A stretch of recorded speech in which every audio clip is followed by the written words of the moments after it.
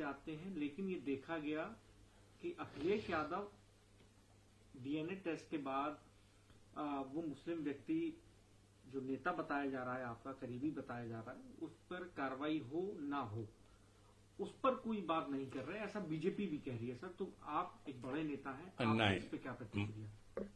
माननीय राष्ट्रीय अध्यक्ष अखिलेश यादव जी ने इस विषय पर आपने खुद ही बताया, वो अपना वक्तव्य दे चुके हैं। उसके आगे और पीछे कुछ बोला जाना उचित नहीं है।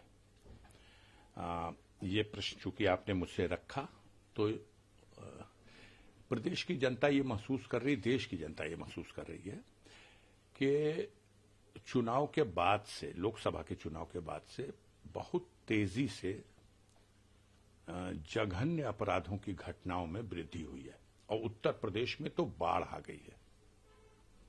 अब सवाल ये है कि अयोध्या के घटना को इतना हाईलाइट क्यों?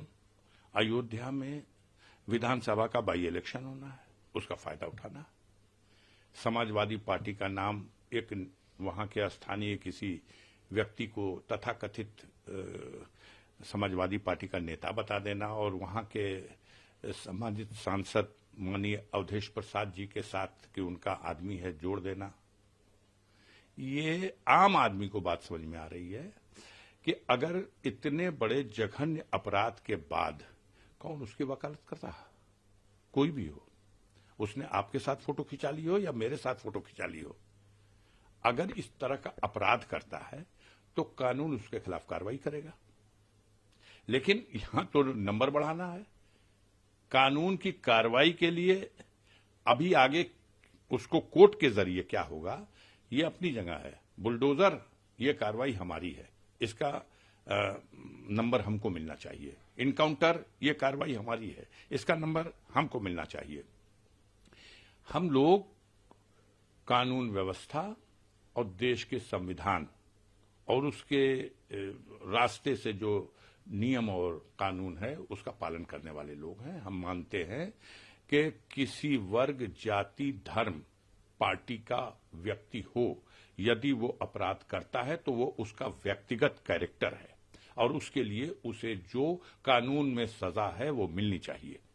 लेकिन इसके लिए किसी पार्टी को, किसी नेता को उससे जोड़ के राजनीतिक फायदा उठाने की कोशिश करना, ये इसमें उनकी दूषित मानसिकता का परिचय देता है। मैं आपसे निवेदन पूर्वक आग्रह करना चाहता हूं कि क्या अयोध्या में जो बेटी के साथ यह जघन्य घटना हुई, इस घटना की जितनी निंदा की जाए कम है, लेकिन क्या इस घटना की आड़ में गाजीपुर में करंडा थाना क्षेत्र के कुशंदेपुर गांव में जो 2.5 साल की बच्ची के साथ दरिंदे ने दरिंदगी की है, बलात्कार किया है, लड़की मरणासन है, इस घटना का कहीं वर्णन है? इस घटना की कहीं चर्चा है? अभी की घटना है, क्यों नाम नहीं लिया जा रहा उसका? क्यों नहीं नाम लिया जा रहा? मेरे ही लोकसभा क्षेत्र की दूसरी घटना बता रहा हूं, बलात्कार की घटना जखनिया विधानसभा क्षेत्र में और भुड़खुड़ा थाना क्षेत्र के अंतर्गत एक टीटी महोदय हैं। यह टीटी महोदय रहने वाले गाजीपुर के हैं, पोस्टिंग इनकी मऊ में है, उम्र इनकी 35 साल है। एक लड़की आती है दाना बुनवाने के लिए और उस लड़की को बहला फुसला के अपने घर में लेके चले जाते हैं और घर में ले जाके उसके साथ जबरदस्ती बलात्कार करते हैं। ये दरिंदा, इसका कोई नाम लेगा? कौन है? इस घटना का जिक्र होगा, पुलिस खटाखट मुकदमा लिखती है, पकड़ के जेल। इनका न बुलडोजर चला, इनके ऊपर बुलडोजर नहीं चला। बेटियां वो भी हैं जो गाजीपुर में 2 घटना घटी अभी, और न इनका इनकाउंटर हुआ।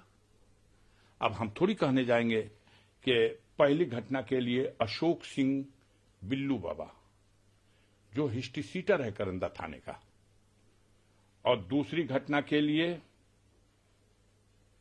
ये जो टीटी साहब हैं अरुण कुमार सिंह, ये अरुण कुमार सिंह, वो अशोक कुमार सिंह,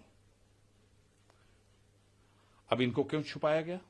इनका क्यों नहीं इनकाउंटर हो रहा? इनका क्यों नहीं बुलडोजर चला? क्योंकि इनके पीठ पे ठप्पा लगा हुआ है कि बीजेपी के लोग हैं। इनके पीठ पे ठप्पा लगा हुआ है कि हमारे मुख्यमंत्री जी के जो कृपा पात्र लोग हैं, उनके संरक्षण में पड़ने वाले लोग हैं, स्वजाति लोग हैं। इसकी चर्चा थोड़ी होगी, इसकी चर्चा होगी। ऐसे कैसे चलेगा? गाजीपुर में ही हमारे गौरी शंकर चौरसिया जी, गहमर बहुत बड़ा गांव है, एशिया का बिगेस्ट गांव, वहां के एक शरीफ सज्जन इंसान है। उनकी बेटी को, नाबालिग बेटी को उठा ले गए, थाने के चक्कर लगा के दौड़ दौड़ के थक गए। एफआईआर है, नामजद एफआईआर है, आज तक गिरफ्तारी नहीं, आज तक गिरफ्तार नहीं हुआ अभियुक्त, और न लड़की बरामद की गई। मैंने खुद इस विषय में जनपद में जो पुलिस के कप्तान के साथ मीटिंग हुई, उस मीटिंग में मैंने इस बात को खुद उठाया, आज तक नहीं हुई। अब कैसे कहा जाए कि इन लोगों ने अपराध करने वालों के विरुद्ध कार्रवाई करने में भी श्रेणी बना दी है। अगर भाजपा का झंडा ढोने वाला, झंडा उठाने वाला अगर कोई काम गलत से गलत अपराध कर दे तो उसकी तरफ मत देखना, और दूसरे का घर भी गिरा दो, गोली भी मार दो, और उसके साथ तमाम ऐसे लोगों को भी जोड़ दो जिससे कि कोई राजनीतिक लाभ मिल जाए। घटना यह है, पूरे प्रदेश में अपराध की बाढ़ आ गई है, हर जगह अपराध बढ़ा है, हत्याएं हो रही हैं, बलात्कार हो रहा है, गरीबों की जमीनों पर कब्जा हो रहा है। जो कुछ बचा खुचा है, जहां दबंग और सामंत कब्जा कर रहे थे, अब नजूल बिल लाया गया है। अब इस बिल के माध्यम से सरकार गरीबों का घर उजाड़ करके उस पर कब्जा करना चाहती है।